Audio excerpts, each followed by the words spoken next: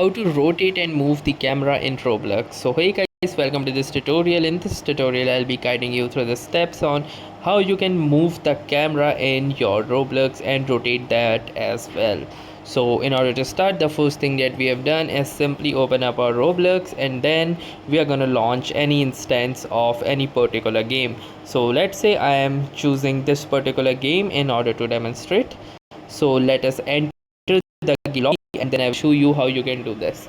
So as you can see, we have successfully entered the game lobby, and now in order to move the camera, you would simply need to move your fingers towards the left hand side or the right hand side.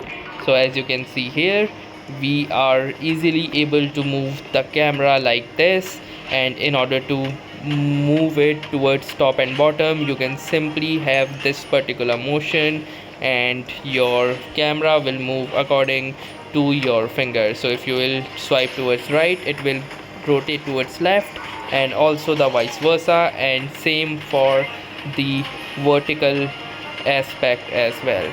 So that was all for this tutorial. Thanks for watching and have a nice day.